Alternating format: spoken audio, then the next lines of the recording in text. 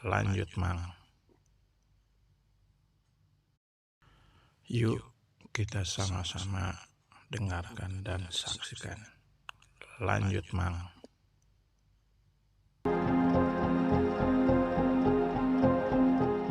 Kawan UGM, selamat datang di UGM Menjawab. Polemik soal ijazah Bapak Joko Widodo itu telah menyita perhatian publik selama bertahun-tahun.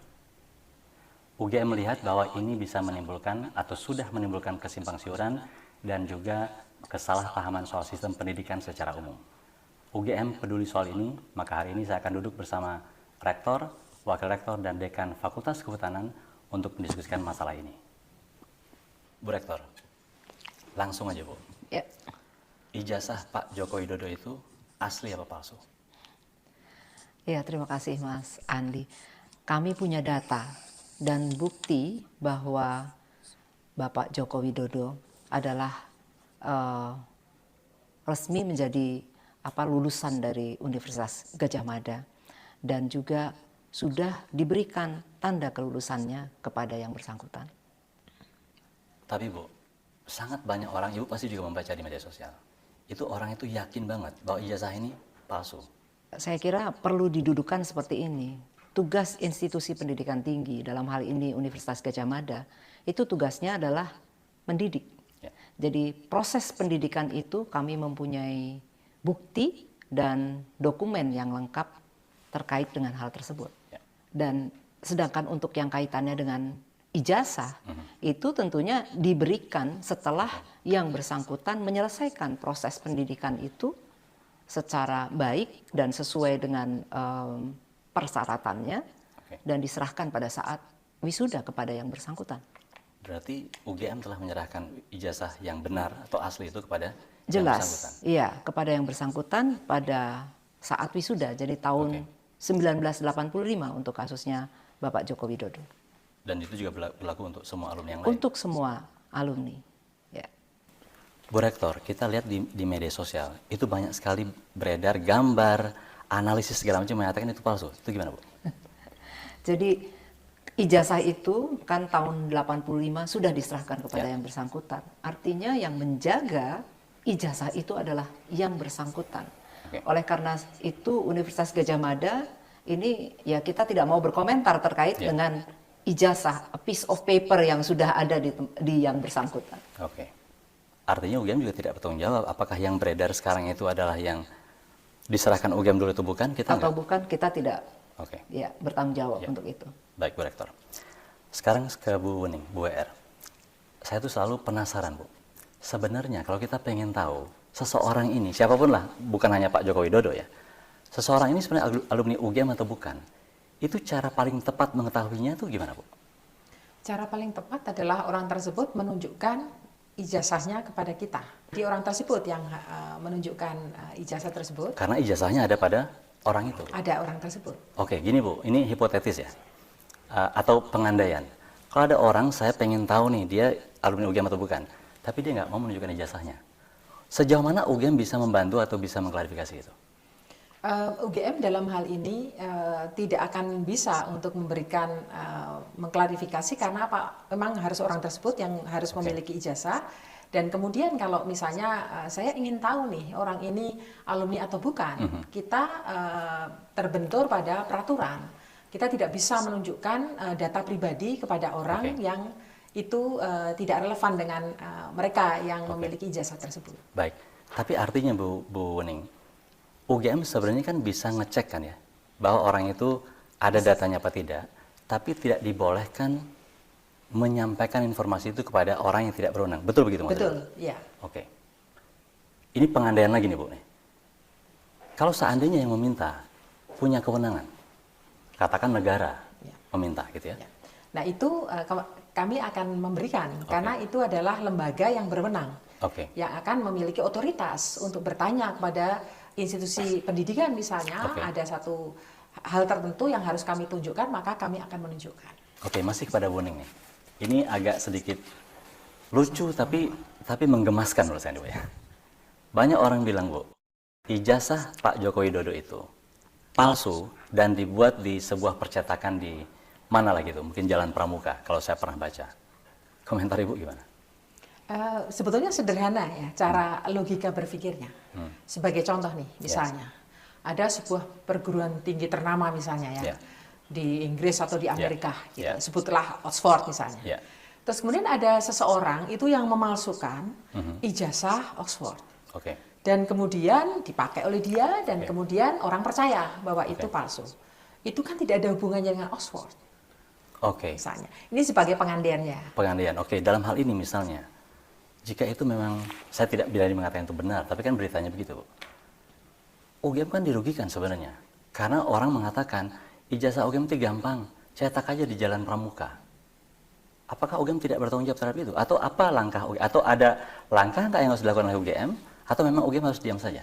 Misalnya terbukti bahwa seseorang itu melakukan pemalsuan dan itu mengatasnamakan UGM, ya UGM akan bergerak dari sisi hukum, laporkan dan lain sebagainya. Berarti clear begitu ya? Artinya apakah betul ini dugaan saya berarti? Memang tidak pernah ada yang melaporkan secara resmi bahwa ijazah UGM pernah dipalsukan di Jalan Pramuka? Tidak ada. Tidak ada laporan itu? Dari Bu WR, saya akan ke Pak Dekan. Pak Dekan, Bapak Joko Widodo itu masuk tahun berapa? Dan apa buktinya beliau memang pernah masuk ke kehutanan, Pak?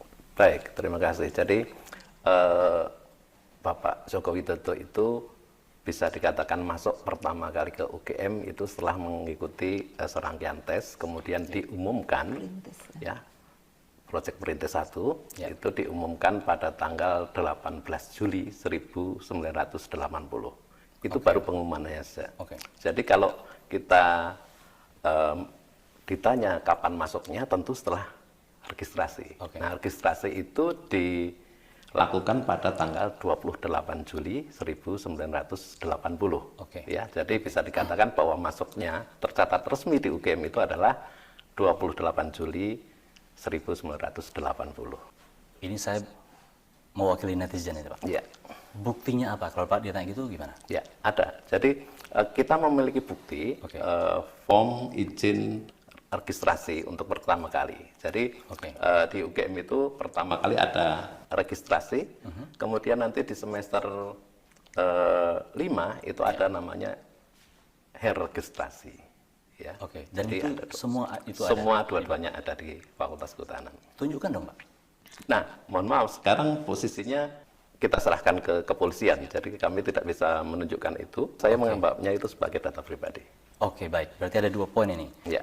Satu itu mungkin data pribadi, jadi kita harus hati-hati. Ya. Kedua, memang faktanya sedang ada di proses kepolisian. Proses kepolisian. Ya. Baik. Bu Rektor, ada yang mau disampaikan soal itu tadi? Tambahkan? Iya, sebetulnya tadi yang disampaikan Pak Dekan, semua data kita sudah miliki, dokumen tersebut juga sudah rapi kita kumpulkan dan sekarang ini memang sudah ada di tangan kepolisian karena adanya proses legal yang berkembang. Lagi-lagi nih Bu, ini kan kita dari tadi bicara soal privasi segala macam. Ini sama menegaskan sekali lagi Bu, kalau memang kita nggak bisa nih kan tunjukkan data-data itu alasannya apa sih? Kenapa kita tidak menunjukkan? Apakah kita menyembunyikan sesuatu atau kita membela sesuatu? Kalau tidak menunjukkan, kenapa kita tidak tunjukkan? Ada aturan Undang-Undang Keterbukaan Informasi Publik yang harus kita patuhi juga. Jadi sebagai institusi yang melayani masyarakat, tentunya kita memegang dokumen-dokumen pribadi orang-orang yang bersangkutan. Nah, Undang-Undang KIP ini melindungi supaya kita tidak mengobrol semua dokumen yang memang bukan menjadi ranah publik. Tadi seperti yang disampaikan oleh Bu WR misalnya tentang ijazah. Ijazah itu juga merupakan dokumen pribadi. Jadi bukan ranahnya institusi untuk menunjukkan kepada publik. Jadi dengan kata lain Bu, begitu ijazah itu dipegang oleh orangnya, maka hanya orang itu saja yang berhak untuk menunjukkan bukti. Betul ya? Baik, terima kasih Bu Rektor. Saya kembali ke Pak Sigit sebagai dekan. Pak, ini pertanyaan ringan saja. Bapak angkatan berapa, Pak? Angkatan 1990. Berarti Bapak adik kelasnya Bapak Joko Widodo ya? Kalau sebagai mahasiswa tidak pernah bertemu. Tetapi setelah khususnya saya menjadi dosen, saya membawa mahasiswa itu untuk mengunjungi pabrik-pabrik yang dimiliki oleh Pak Jokowi. Pak Dekan, ada satu polemik yang nggak selesai-selesai soal pembimbing, Pak. Ya. Itu banyak sekali spekulasi, saya pengen dengar dari Bapak sekarang. Ya. Jadi pembimbing akademik itu adalah Bapak Insinyur Kasmujo. Waktu itu masih Insinyur Kasmujo. Selanjutnya bersekolah lagi jadi Insinyur Kasmujo MS sekarang sampai pensiun begitu. Itu pembimbing akademik yang membimbing Pak Jokowi mulai semester kelima. Itu kalau zaman sampai dulu, lulus. Istilahnya dosen wali juga, betul ya? Dulu sering disebut sebagai dosen Kalau di wali. angkatan saya itu dosen wali. Ya, Pak, ya? betul. Ya. Kemudian untuk dosen pembimbing skripsi itu adalah waktu pertama kali masih Dr. Insinyur Sumitro, Ahmad Sumitro. Tetapi setelah hampir lulus begitu ya, itu Pak Mitro itu menerima gelar profesornya. Jadi ini memang ada dua orang yang berbeda, Pak. Satunya pembimbing akademik, yaitu Pak Kasmojo. Ya. Dan Satunya pembimbing skripsi Pak Ahmad Sumitro. Ahmad Sumitro. Ya. Ada satu nih Pak yang lebih serius lagi nih masalahnya. Lebih lucu tapi lebih serius gitu ya. Orang mempersoalkan Sumitro itu pernah ditulis pakai Sumitro pakai U atau Sumitro pakai OE. Ya. Penjelasan Bapak gimana Pak? Ya, itu sesuatu yang biasa ya. Pada waktu itu khususnya berkaitan dengan ejaan bahasa Indonesia ada su dan soe gitu ya. Tapi untuk kasus Pak Ahmad Sumitro ini, saya mendapatkan dua-duanya. Ya, mendapatkan dua-duanya. Jadi beliau itu mendapatkan SK Menteri untuk pengangkatan sebagai dekan waktu itu pada periode sebelum Pak Jokowi masuk. Itu SK-nya jelas di situ tertulis Ahmad Sumitro. Pakai OE. Pakai OE. Ya. Setelah itu kemudian berubah menjadi Ahmad Sumitro. Pakai U. Pakai U. Sehingga apa? Saya lihat di beberapa dokumen baik itu Ahmad Sumitro maupun Ahmad Sumitro, beliau ini berkenan untuk menandatangani. Jadi ini sebetulnya hanya satu orang, bukan dua orang. Satunya Ahmad Sumitro, satunya Ahmad Sumitro. Ini dua-duanya meracu pada atau merefer pada satu orang. Dan itulah dua-duanya dokumen resmi ya Pak? Dua-duanya dokumen resmi. Berarti kesimpulannya beliau tidak keberatan dengan itu, kira-kira begitu ya? Betul. Berarti Sumitro dan Sumitro itu orang yang sama. Pak Dekan, masih tentang skripsi Pak nih. Ini yang paling banyak diulik nih. Di lembar pengesahannya Pak, itu nggak ada tanggalnya. Gimana tuh Pak Dekan menjelaskan ini? Ya, baik. Jadi sebagai sebuah karya ilmiah begitu ya, yang dilakukan oleh mahasiswa dan itu disusun pada awal-awal semester, kemudian butuh waktu beberapa saat, kemudian setelah itu diuji, ya, diuji di depan dosen penguji, ada berita acaranya dan lain sebagainya. Kemudian biasanya mahasiswa itu akan melakukan proses revisi terhadap draft yang awalnya disampaikan untuk ujian pendadaran, kalau kami menyebutnya seperti itu. Nah, setelah ujian pendadaran ada banyak revisi yang perlu dilakukan, kemudian dicetak kembali, ya, kemudian dijilid, termasuk kalau zaman segitu kan isinya kontennya itu masih berupa ketikan manual. Nah, untuk mempercantik itu biasanya mereka membuat cover tebal, kemudian halaman judul, kemudian halaman pengesahan itu dicetak di percetakan. Kemudian ada lembar pengesahan yang luput barangkali ya, lupa waktu itu untuk memberikan tanggalnya. Ya, itu hal yang saya pikir wajar ya, karena ketergesa-gesaan atau alasan yang lain itu jadi luput untuk itu. Tetapi hal yang penting ya sebetulnya adalah justru ada pada berita acara ujian. Kalau di skripsi itu nggak ada nilainya, tapi kalau di berita acara pendadaran itu ada nilainya. Nilai skripsi ini seperti ini. Nah, nanti setelah itu direvisi. Kalau sudah selesai, kemudian diserahkan kembali kepada untuk mendapatkan persetujuan. Itu yang betul seperti itu. Cuma karena keterbatasan waktu barangkali atau mungkin beberapa hal luput itu akhirnya lupa. Tidak dibuat tanggalnya gitu ya. Tanggalnya itu. Tapi itu membatalkan nggak ya Pak? Tidak, kenapa? Karena memang seperti saya sampaikan tadi, justru berita acara yang ada nilainya itu yang dipakai sebagai pedoman untuk diambil sebagai nanti pada saat yudisium itu dimasukkan sebagai nilai skripsi atau problema khusus atau mungkin sebagian fakultas menyatakan itu sebagai tesis. Oh, saya nyambung ke situ Pak, nih, Pak. Oh, ya, Karena ada juga masalah itu. Ya. Ada yang mengatakan tesis, ada yang skripsi. Ya. Kalau di zaman sekarang kita lihat Pak, Ya. namanya S1 ya skripsi. Betul. Kalau tesis itu S2. Betul. Penjelasannya Pak. Begini, pada saat itu kalau kita merefer pada dokumen yang kita miliki yaitu panduan semacam panduan akademik gitu ya. Panduan akademik S1 itu saya lihat di daftar mata kuliah itu di bagian akhir itu malah menyebutkan sebagai problema kehutanan garis miring tesis. Oh, Tidak skripsi.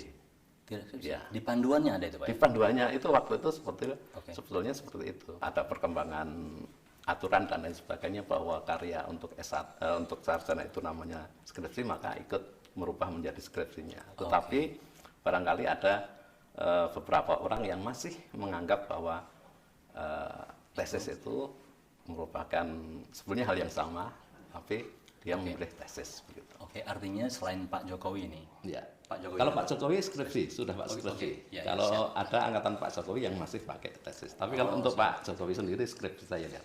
baik. Baik, terima kasih Pak Dekan. Ya. Saya ke Bu Uning aja sekarang. Masih tentang gelar atau tentang Pak Sumitro. Ya.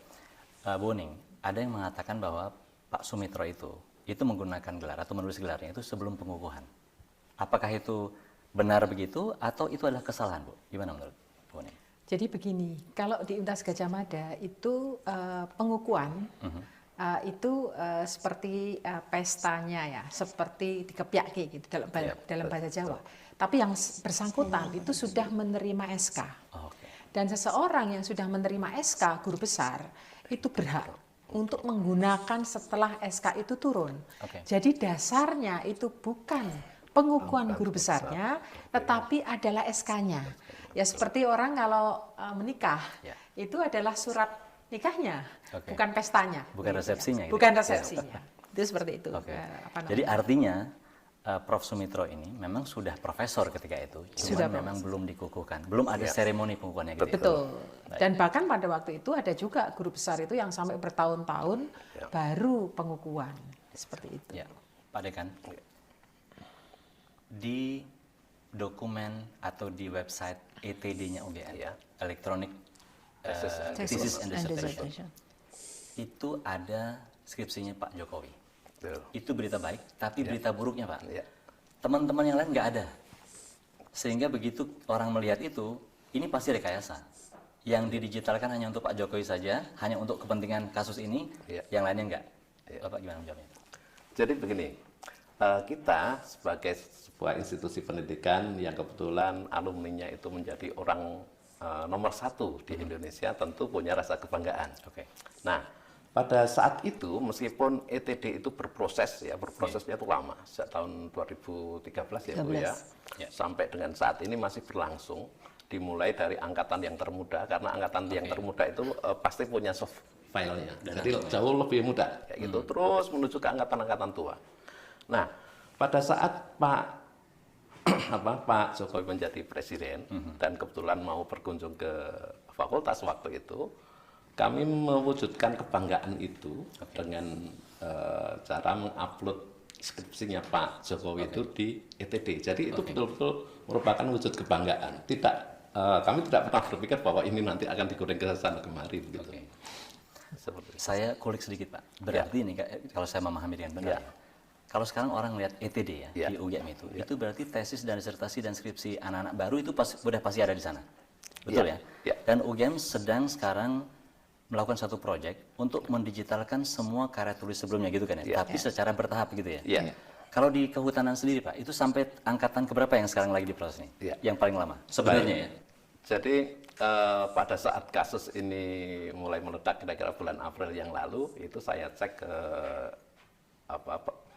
perpustakawan kami, itu mengatakan baru pada sampai tahun 1990 pas angkatan saya. Angkatan saya. Oke, artinya semua alumni angkatan 90 sampai sekarang ke sini itu artinya sudah ada di Sudah ada. PTD-nya. Ada. Nah, sementara skripsinya Pak Joko Widodo itu Duluan. khusus ya, Ya, karena khusus. memang alasannya yang Pak Iya, Dekan tadi sampaikan. betul. Iya. Oke. Tapi ini begini, jadi Iya. di masing-masing fakultas itu dinamika juga lain. Oke. Ada yang pustakawannya rajin gitu ya, udah sampai ke tahun berapa gitu. Iya. Tapi ada fakultas tertentu yang baru mengupload itu Oke. dengan jumlah terbatas. Oke, tadi Pak Sigit, Pak Dekan mengatakan soal perbedaan itu ya tadi ya, di fakultas ini. Saya ke Bu Wuning sekarang. Bu, dari tadi saya melihat bahwa seakan-akan memang ada kesan aturan-aturan tertentu itu berlaku di sebuah fakultas belum tentu di fakultas lain.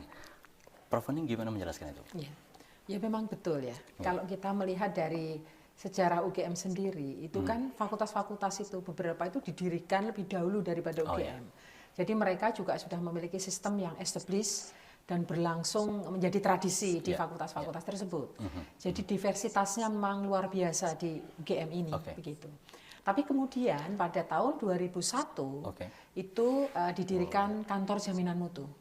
Tujuannya adalah untuk membuat semacam satu yang standar ya, Oke. supaya antara satu fakultas dengan fakultas lain itu ada kesamaan, meskipun itu juga tidak 100% menjadi sama. Iya, iya, iya. Karena misalnya bagaimana seseorang itu dianggap lulus, Iya. itu antara satu dengan fakultas itu memiliki tradisi yang berbeda-beda. Ada yang ketika ujian itu langsung sudah dinyatakan bahwa dia lulus. Ujian skripsi maksudnya? Ujian skripsi Oke. itu langsung dia itu lulus itu di situ. Oke. Tapi ada pula yang harus lewat yudisium dan lain sebagainya. Tapi sekarang ini kita sudah di dalam proses yang sama, yaitu semuanya adalah di proses yudisium. Dan ini baru beberapa tahun terakhir ini, setelah kemudian kementerian juga memiliki sistem yang itu bersifat sama ya untuk perguruan tinggi di seluruh Indonesia yang kita sebut sebagai PD Dikti. Oke. Misalnya seperti itu.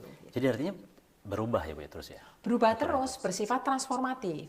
Sehingga yang perlu untuk dipahami adalah kita tidak bisa meneliti atau kita tidak bisa membuat semacam anggapan bahwa yang ada di masa lalu itu kita nilai dengan aturan sekarang, dengan standar sekarang. Karena sangat berbeda yang dulu dengan sekarang. Nah, kacamatanya itu tidak bisa. Aturan yang sekarang itu dipakai untuk meneliti atau menilai peristiwa 20, 30, 40 tahun yang lalu. Oke, mungkin bahasa hukumnya itu hukum tidak berlaku surut ya? Tidak berlaku surut. Apa yang dibuat di tahun 2000-an ya tidak bisa digunakan untuk menilai apa yang terjadi tahun 80-an. Betul. Oke. Ya. Saya ke Pak Dekan lagi. Ya. Ini soal kelulusan Pak dan soal IP juga. Ya. Banyak yang mengatakan sebenarnya ini Pak Jokowi ini nggak layak untuk lulus sarjana muda atau apapun nanti istilahnya. Pak Dekan tolong jelaskan Pak. Baik, terima kasih. Jadi di Fakultas Kehutanan, khususnya pada tahun itu ya, 1980 waktu Pak Joko Widodo itu masuk, itu masih menggunakan sistem yang lama, di mana mahasiswa bisa lulus di strata sarjana muda dan bisa di sarjana. Sorry Pak, saya boleh klarifikasi. Ya. Artinya kalau sarjana muda lulus, dia boleh saja sudah dianggap lulus juga ya? Ya. Udah dapat apa semacam tanda Ya. lulus belajar gitu. Iya. Tapi boleh juga melanjutkan Lanjut. begitu. Yang Oke. dia masuk itu dia akan menempuh mata kuliah. Ya, jadi kalau untuk mendapatkan sarjana muda itu harus menempuh 120 Oke. dengan IPK.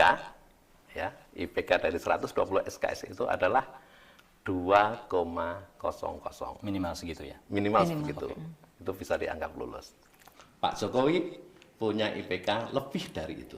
Sehingga memenuhi syarat. Sehingga memenuhi syarat untuk bisa dikatakan lulus sarjana muda. Oke. Kemudian setelah itu lanjut ke sarjana. Sarjana itu menempuh 40 SKS Tambahan. tambahan. Oke. Jadi 120 tambah 40 SKS berarti 160 Totalnya ya. totalnya. Ya. Minimal. Minimal, Ya. oke. Nah, boleh mengambil lebih dari itu. Nah, 40 SKS itu nanti dihitung sebagai IPK sarjana. Oh. Ya. Kalau IPK-nya kurang dari 2,5, maka tidak dikatakan tidak lulus. Nah, dalam hal ini Pak Jokowi memiliki IPK yang jauh di atas syarat minimal 2,5 itu. Oke. Sehingga sarjana muda lulus, kemudian dia sarjana dan lulus juga begitu. Yang selalu ditanyakan Pak oleh Iya. oleh masyarakat. Ya. Mana buktinya IP-nya gitu?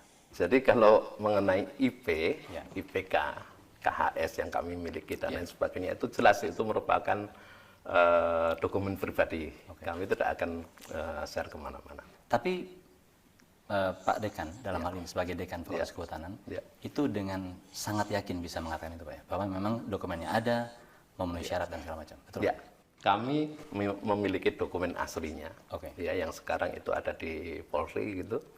Dan itu kami pastikan bahwa dokumennya itu otentik, asli. Oke. Gitu Ini ya. berarti benar-benar hard copy Pak ya? Hard copy dan pakai bisa lihat secara fisik bahwa itu adalah kertas zaman-zaman dahulu gitu ya, yang sudah pudar warnanya. Oke, baik. Dan satu lagi Mas, Ya. itu sudah diuji di Puslapfor. Ya. Oh, apa itu Pak? Sorry, bisa dijelaskan lebih jauh lagi Pak? Karena pada saat awal dulu, waktu pelaporan TPUA ke Bareskrim Sejak gonjang-ganjing inilah gitu ya? ya, Oke. Bareskrim menerjunkan tim Puslapfor, tim Pusat Laboratorium Forensik itu, Oke. ya, untuk mengecek dokumen-dokumen, keaslian dokumen-dokumen, mulai dari tintanya, kertasnya dan lain sebagainya itu, dan dinyatakan bahwa itu Memang otentik, memang asli. otentik asli. Oke, baik. Pak, ini poin berikutnya Pak. Ya. Tentang KKN. Ya, UGM kan KKN itu wajib. ya. Pak Joko Widodo KKN nggak Pak? Pak Joko Widodo melakukan KKN. Karena apa? Sebagai buktinya kami diberikan nilai dari waktu itu namanya Lembaga Pengabdian Masyarakat kalau saya nggak salah, LPM ya Bu Rektor ya. Itu memberikan ke kami, ke akademik kami adalah daftar nilai KKN, di mana di situ ada nama Joko Widodo. Oke. Nah, setahu saya yang bersangkutan itu melakukan KKN di Desa Ketoyan, Kecamatan Wonosegoro, Kabupaten Boyolali. Boyolali. Ya, ya. Nah, dan saya menjumpai sendiri sih. Jadi waktu di VAP begitu ya, ternyata teman-teman alumninya Pak Jokowi, teman-teman KKN-nya Pak Jokowi itu juga hadir di sana. Ada 2 orang waktu itu. Jadi kita semakin yakin bahwa yang bersangkutan itu juga melakukan KKN dan yang pasti ada nilainya. Ada nilainya. Artinya dokumen itu ada di fakultas kan? Ada. Oke, baik. Berarti clear ya Pak? Clear. Ber-KKN beliau? Iya. Baik. Pak Dekan masih dengan Ya. Pak Dekan ya? Ya. Pak Joko Widodo itu lulus tahun berapa Pak? Tahun 1985 berdasarkan bukti penerimaan ijazah ya. Bukti penerimaan ijazah. Ya, Oke. ya. Kalau prosesnya, proses yudisium tentu sebelum proses penerimaan ijazah itu. Oke. Ya, ada proses yudisium, kemudian dokumen yudisiumnya juga masih asli, terus hasilnya juga ditulis tangan waktu itu. Termasuk di situ ada IPK sarjana muda, ada IPK sarjana, dan itu diketahui oleh dosen pengujinya. Oke. Dibalik lagi Pak ke pertanyaannya. Ijazahnya ada nggak? Kalau ijazah itu kan dicetak sekali, kemudian diberikan kepada yang bersangkutan. yang bersangkutan. Kami hanya memiliki salinan saja. Jadi ijazah itu satu. Jadi kita tidak punya, kita punya salinan aja. Tapi kalau yang dipegang Pak Jokowi, tentunya yang asli yang beliau pegang itu, gitu. Oke. Pak Dekan, berarti yang dimiliki UGM sekarang ini adalah salinan ijazah Betul. Pak Ya. Jokowi ya? Ya. Boleh saya lihat nggak Pak? Nah, kembali lagi bahwa semua dokumen yang berkaitan dengan itu sekarang ada pada kepolisian. Oke. Dan kami di universitas atau di fakultas karena menganggap bahwa itu merupakan data pribadi, maka juga tidak akan kami share kemana-mana begitu. Bu Wening, ini berlaku untuk semua kan? Ini berlaku untuk semua. Jadi semua sama. Alumni UGM itu di mata kami sama. Dalam konteks ini ya, bahwa bagi mereka yang akan melegalisir ijazah, ya mereka harus menunjukkan ijazah aslinya. Oke. Kemudian kami memiliki dokumen untuk memverifikasi hal tersebut. Oke, terima kasih Bu Wening. Terus terang saya masih penasaran sebenarnya. Kalau kita nggak bisa Bu Rektor menyampaikan data-data yang orang tuh minta gitu, terus gimana kita bisa tahu atau bisa menjamin atau meyakinkan orang bahwa ini memang benar-benar yang kita omongkan ini benar gitu? Keraguan itu dimulai dari mana gitu. Tentunya kan yang meragukan itu yang mestinya Justru dia yang mengklaim bahwa, misalnya yang menunjukkan bahwa ini loh, punya lu asli, atau punya kamu palsu, punya saya nih yang asli. Kan berarti yang bersangkutan yang menuduhkan itu yang perlu menyampaikan hal tersebut. Sedangkan bagi kami di institusi pendidikan, kami punya bukti, dokumen yang tadi sudah disampaikan oleh Bapak Dekan tentang otentisitas kebenaran dari Bapak Joko Widodo adalah masuk sebagai mahasiswa di UGM, berproses dan kemudian juga mendapatkan ijazahnya pada saat wisuda di tahun 1985. Jadi saya kira mesti kita bagi lah, kita bagi bahwa jangan merancukan gitu ya antara pertanyaan tadi tentang asli atau palsu kepada institusi pendidikan.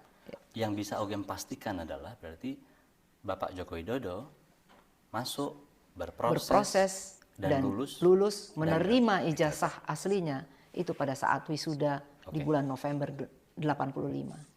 Dan mungkin saya pengen dengar sekali lagi, Bu. Hal yang sama akan UGM lakukan untuk alumni manapun? Untuk semua alumni. Saya tanya misalnya, Roy Suryo alumni UGM bukan? Itu prosesnya gimana? Sama seperti itu tadi. Ya, jadi Roy Suryo juga masuk, jadi dokumen untuk masuk, dia berproses sampai dia mendapatkan ijazah pada saat wisuda, dan satu kali saja ijazah itu diberikan oleh UGM kepada yang bersangkutan. Mana buktinya, Bu? Yang bersangkutan dong, bukan saya. Ibu tidak akan ngasih data itu ke? Tidak, karena berlaku untuk semuanya bahwa itu adalah dokumen pribadi yang bersangkutan. Jadi kami juga harus memproteksi hal tersebut. Baik, Bu Rektor, ini saya kira clear ya. Tapi lagi-lagi, Bu, yang sering digunakan orang untuk diskusi itu kan apa yang beredar di media sosial. Saya ke Bu WR sekarang. File atau gambar yang beredar di media sosial itu asli apa enggak, Bu? Oh, itu bukan wewenang kami. Kami tidak melakukan verifikasi terhadap apa yang beredar di media sosial. Yang kami percayai adalah apa yang kami punya. UGM selama ini basisnya adalah apa yang kami punya. Sehingga bisa dikatakan jawaban kami akan tetap sama. Akan ditanya lagi ya jawaban kami sama. Karena dasar dari kami datanya sama. Jadi pertanyaannya tadi ya, kalau ijazah yang beredar sekarang ini atau palsu itu bukan, kami tidak punya wewenang dan kami tidak punya dasar untuk menilai itu. Yang bisa kami jadikan dasar adalah hanya yang ada pada kami, yaitu salinan ijazah yang sejak pertama kali diberikan atau ada di Universitas Gadjah Mada. Baik, terima kasih Bu Ning. Ini terakhir, Bu. Jika ada seorang alumni UGM siapapun itu yang terbukti memang memalsukan atau mengubah atau membuat dokumen berbeda dari yang diberikan oleh UGM, apa sikap UGM? Iya, itu suatu tindakan kriminal ya yang menjadi tanggung jawab yang bersangkutan. Jadi saya kira tentunya sanksi hukum perlu dikenakan kepada yang bersangkutan karena itu termasuk tindakan kriminal atau melawan hukum. Dan itu berlaku untuk semua alumni. Terima kasih Bu Rektor. Sama-sama. Pak Dekan, terima kasih. Bu WR. Kawan UGM, itu tadi percakapan saya dengan Ibu Rektor, Ibu Wakil Rektor, dan Pak Dekan. Saya tidak akan simpulkan, Anda yang simpulkan. Terima kasih.